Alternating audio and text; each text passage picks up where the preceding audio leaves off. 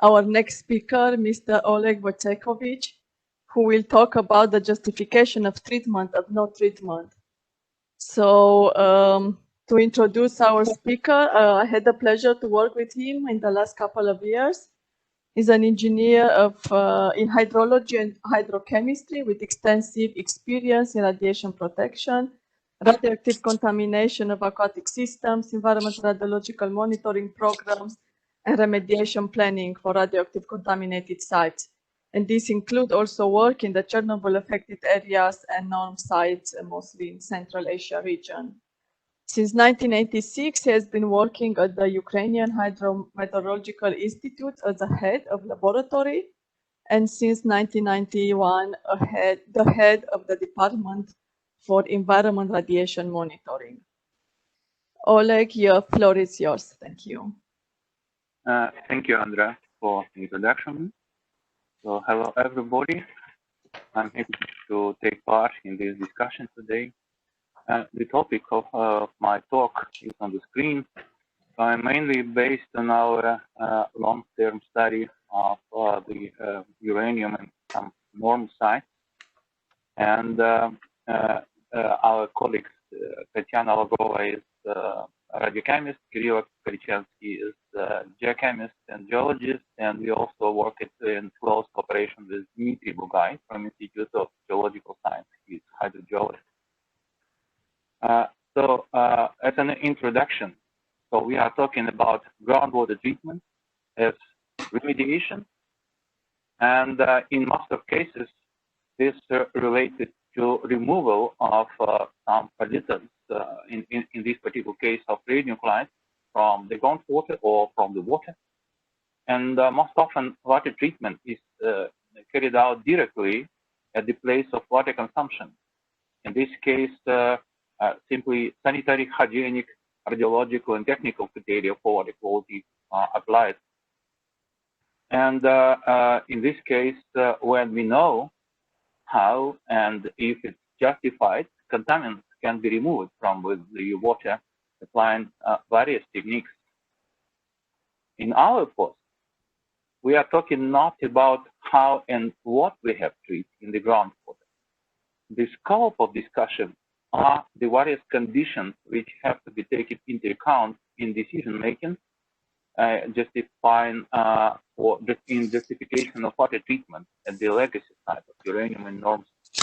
Also, do not consider special cases such as need for groundwater treatment after underground uranium leaching in past.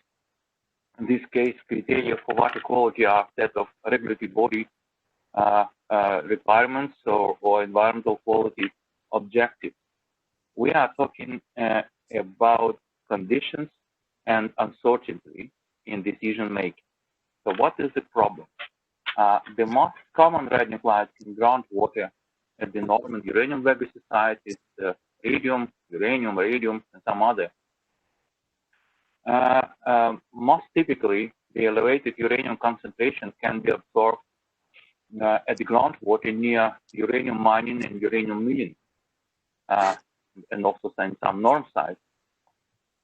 Uranium legacy facilities, such as tailings dam and some other, if they have no sufficient engineering protective cover, are the main sources of groundwater contamination in our case. In the amount of contaminated groundwater at such legacy sites can reach thousands of cubic meters and can spread out at a large distance. It depends on time, of course, from sources of pollution. So what we focus in our presentation, in which cases the groundwater needs to be treated and what factors need to be taken into account at the decision-making process. So the case which already was presented by Jennifer de France clearly describes the options when we can apply radiological criteria. So I will not, of course, repeat that because it was already presented, but I can just say that this is the clear and justified case when we have water supply when we have system or when we have some water intake, and we can easily check if water contaminated or not, and we can suggest some methods for treatment. So in this case, we can use this approach with screening levels and with guideline levels, in spite of different documents. For instance, guidelines of the World Health Organization in the LAVROVA are a little bit different. But as a first message, make a decision on the basis of simply comparing the actual level of uranium and radium in groundwater and guidelines level, a safety criteria recommended by World Health Organization or Euratom, is applicable in case of water contamination exists and the immediate risk is justified. In case of long-term risk expected, for instance, if no immediate water use plus, such approach is not rational, and in some cases even being simply wrong. And I will just demonstrate several examples. In this case, when we have, for instance, legacy sites, we are not use water directly from the legacy site, from tailing site, or from the area where we know that groundwater are contaminated. But what we don't know the time frame and when groundwater at the populated area, for instance, become contaminated. In this case, the methodology developed by IAEA, like safety assessment methodology, like EISAM, for near-surface disposal facility can be applicable. So that means that process is much more complex and based on the multi-attributive analysis, and for need for long-term risk assessment and allowing to justify the following. First of all, at what distance from the source of pollution in the place where groundwater can be safely used? After what time groundwater at the place of expected water use can be contaminated, exceeding safety criteria for water use, and also probability of exceeding, and in which condition it can be happen. So the methodology, and during recent 10 years, the couple of systems, for instance, NORMALISA and some other were developed, which allowed to calculate radionuclide migration for long-term periods from source term to unsaturated zone to the aquifer, and also to the place of identified water use. For this model, which are developed in different countries, and for instance, which were applied in our case in the uranium legacy site in Ukraine, can be applied. In case of no immediate risk for water consumption, safety assessment procedure is a logical step in estimating long-term risk. It means that in case we have no estimate the long-term risk for uranium and radium, for instance, we need to consider at least hundreds and even thousands of years time frame for necessary assessment.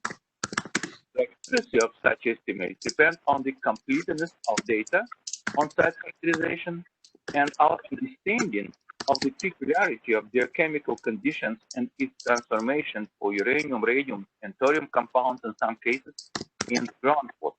Of course, uranium mainly, and in some cases radium, is the main focus. For modeling, as a simplest approach, KD approach is most typically used, but estimating a groundwater transport with some retardation factor, we can become with a large uncertainty result in the modeling.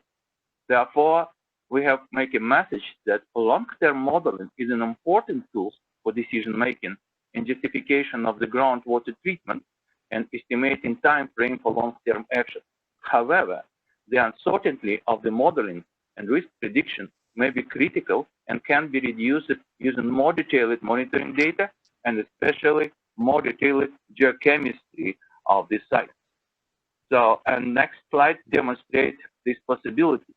As the most mobile is uranium in the groundwater near touch sites, and its mobility is highly depends on different geochemical conditions like oxygen condition and many other environmental conditions, including hydrochemical composition of groundwater, which can simply significantly impact of the migration and especially determining conditions for possible monitoring natural attenuation. It is important to take into account the physical and chemical form and complex compounds of uranium and other radionuclides in the groundwater. This will allow to assign more correct migration parameters and reduce modeling uncertainty. So in this picture, you can see some result of geochemical modeling for radionuclides for uranium and radium in groundwater, not so far from the tailing facility, which demonstrates that if pH will be changed significantly, and it already very often can be happen, depends on geochemistry of geological conditions. The migration complexes would be very, very different, and that should be taken into account. Geochemistry of, so that's create some message for that geochemistry of geological environment, which determine monitoring natural attenuation factors, play a very important role and may reduce mobility of uranium and thorium radionuclide complexes due to precipitation or its sorption process.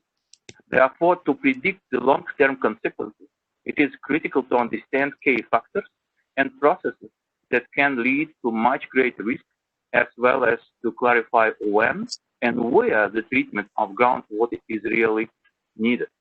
So, and as a conclusion of this short talk, some additional notes. So there is no single decision-making approach and simple solution being applicable for justification of groundwater treatment. It would be always case and site specific. Decision-making can be influenced by a large list of factors, including feature of the hydrogeology, geochemistry of site, feature of use of groundwater, and the time factor of the formation of groundwater pollution, as well as, of course, social, political, and economical conditions. In case of water treatment is justified, the appropriate engineering and geochemical barriers must be built, and various water treatment techniques can be proposed on the basis of risk assessment and cost-benefit analysis. But in many cases, for decision-making in groundwater, the crucial point is availability of financial resources, which are always limited usually. Thus, it is important to take into account the monitoring natural attenuation possibilities, and that also will allow to estimate how we can prevent significant dispersion of radionuclides into the groundwater from the sources due to construction of superficial engineering air and other. So another option is to control and to take into account M&A factors using modeling tools and forecasting probably scenario for groundwater contamination. So that's the general approach, which can be applicable in our understanding not only for uranium and legacy sites and also for uranium legacy sites, also for some norm sites where uranium and radium are serious sources of groundwater contamination. So in some cases, deciding what not to do is as important as deciding what to do. So thank you very much for your attention. Thank you, Oleg. That was a very interesting overview, and I really appreciate your efforts on this. I know it was hard.